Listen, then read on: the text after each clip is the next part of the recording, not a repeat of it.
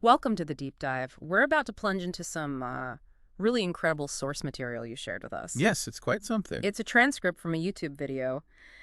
Khawla, the Muslim woman who shocked Khalid ibn al-Walid, you won't believe what she did.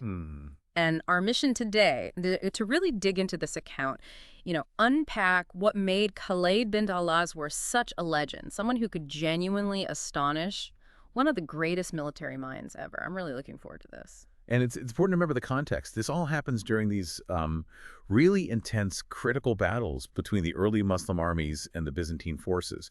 That backdrop is, well, it's key to understanding just how significant her actions were. Okay, so let's dive right in then. The source, it drops us straight onto the battlefield. Ajnadain, big clash, Muslims, Byzantines. You can almost feel the tension. Absolutely. And this wasn't just a minor fight. It was a major, major engagement. The stakes were incredibly high for everyone involved. And right in the middle of all this, chaos, really.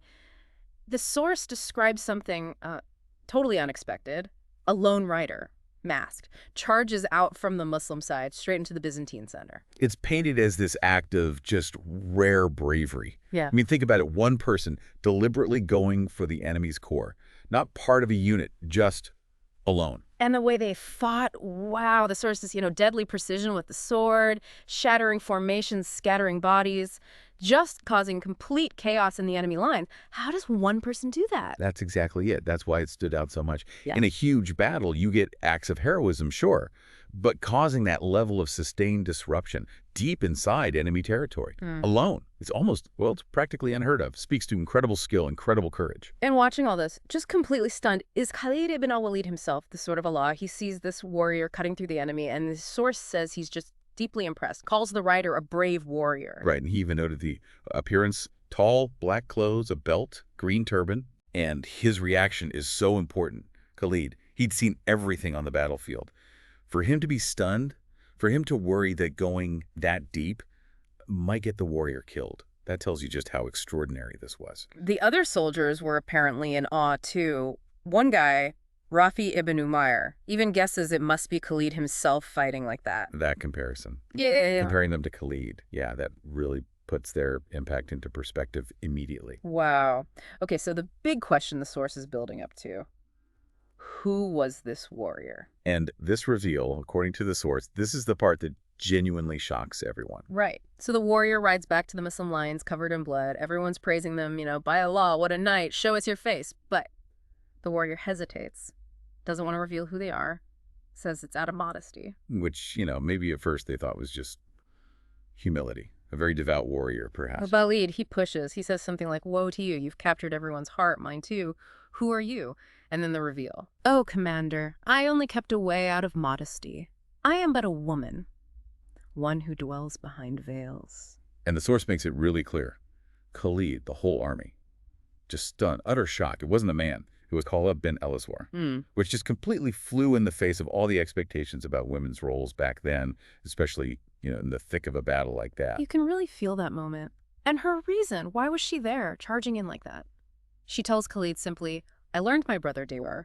He'd been taken prisoner, so I rode my horse and did what I did. So it wasn't just abstract duty, though she clearly had that too. It was driven by this fierce personal connection. Her brother, Dirar ibn al-Azwar, captured. Her charge was this: desperate, immediate reaction, born from love, from grief. And the source really conveys that grief. She starts crying right there, saying things like, after my brother, how can my eyes rest? And I'll weep for him as long as I live. And that line, if they say, Dirar is gone, I'll mourn. If they ask why I weep, I'll say, how could I not when they have cut my heart's vein? Just, wow. That raw sorrow, it really explains the incredible courage, doesn't it? It wasn't just standard battlefield bravery. It was a personal quest. Rescue or avenge her brother. It pushed her to defy everything the enemy and the societal norms that expected her to stay behind veils. Her courage came from that deep, human family love. Khalid, the source says, is moved by her tears, but he's still the commander, right? His focus shifts to action. He tells her, we'll fight them, God willing. Pray to Allah to help us reach your brother, free him. And then, almost like fate steps in, an opportunity comes up almost immediately. Exactly. A Byzantine unit approaches, but they surrender, don't even fight. Their commander gets amnesty, and Khalid, seizing the moment, asks him about Dirar. A crucial intel opportunity. And the commander gives them exactly what they need. Dirar killed Byzantine king's son, got overwhelmed, captured, and he's being sent under guard 100 horsemen towards Homs. So now they know where he's going and how many are guarding him. Right. So Khalid immediately picks Rafi ibn Umayr al-Ari, the guy who knows the desert routes, to lead 100 riders on a rescue mission. A specific targeted mission, like an early special forces op, really. Needs speed, needs navigation. And Khawla.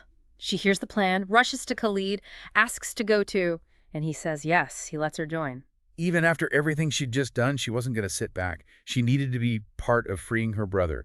That determination was absolute. So Rafi, his men, and Khawla ride like mad day and night, searching near Salamia, this village near Hama. Eventually, Rafi spots dust-rising movement. He knows it's them, gets his men ready. They set up an ambush, essentially, waiting for the right moment. And when that moment comes, Khawla is right there at the front again, shouts, Allahu Akbar, God is greatest, and the source says she leapt like a blazing comet into the air, leading the charge. The others follow, swords out. Another burst of that focused, almost. Mm-hmm. Yeah, superhuman intensity from her, spearheading the attack for her brother. It's a tough fight, but they win. Takes hours, but the Byzantine guards are beaten. Khawla is frantically searching the battlefield, looking for Dirar among the prisoners, and finally the Muslim soldiers find him. He's safe. So her actions at Ajnadain didn't just start the search. She was right there, central to the actual rescue too. It proves her abilities weren't just a one-off shock. She was a sustained driving force in getting her brother back, just relentless until he was free. And her courage wasn't just about fighting or rescue missions.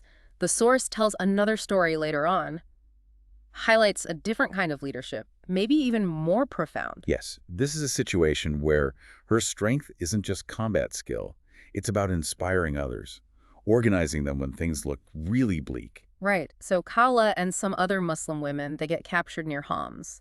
And they're facing being sold into slavery in the Byzantine army, Khawla. She absolutely refuses to accept that. Which wasn't just, a physical danger. It was the threat of total humiliation, loss of dignity. A terrible prospect for anyone then, especially women. And she gives this incredibly powerful speech to the other women. She challenges them, asks them, "O Muslim women, will you accept being slaves? Let your sons be named in shame. Where's your courage, your Arab pride, your Islamic dignity?" She's tapping into everything, their identity, heritage, faith, their basic worth, forcing them to choose slavery and shame or defiance. She puts it bluntly. Is death not better than servitude?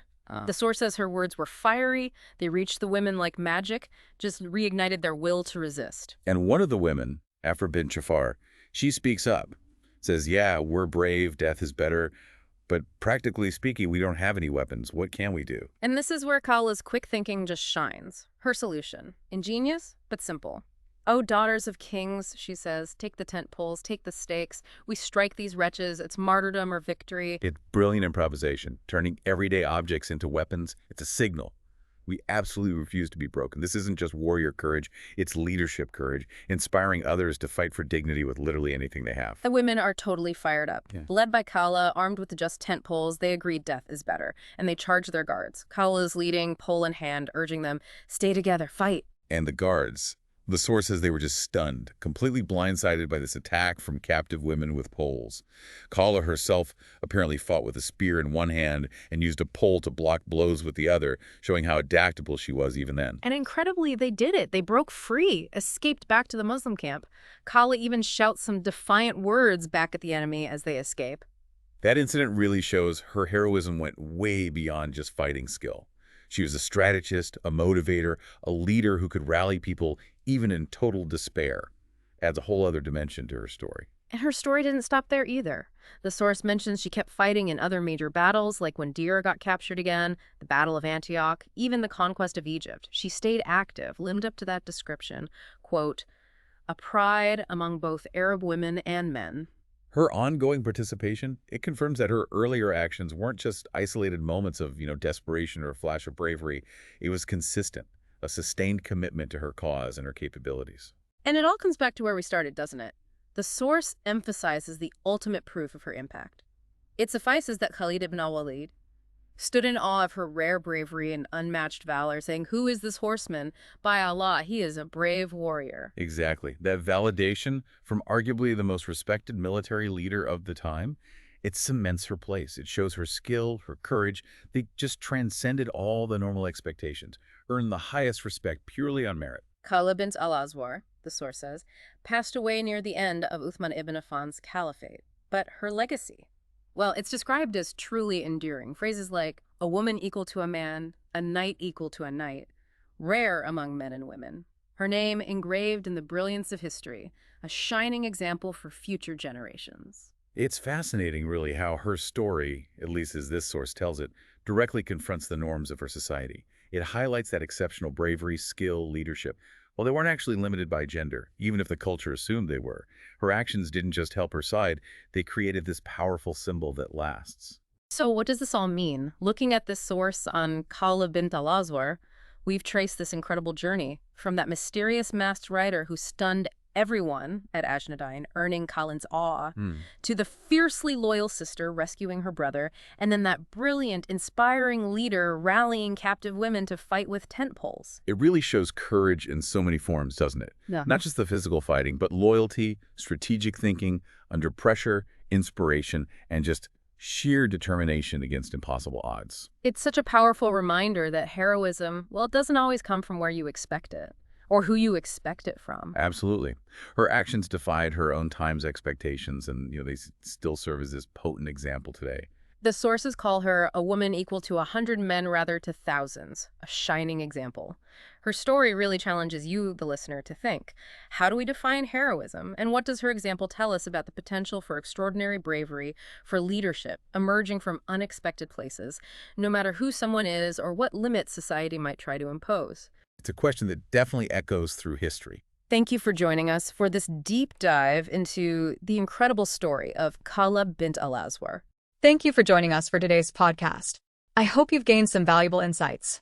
If you're a truth seeker, yearning for divine light and ready to step out of darkness, now is your moment. The truth is that Allah is the one and only creator of the universe. He has sent over 124,000 messengers and prophets to guide humanity, starting with Adam and culminating with the final messenger, Prophet Muhammad, peace be upon them all. If you resonate with this message, you might be ready to embrace Islam.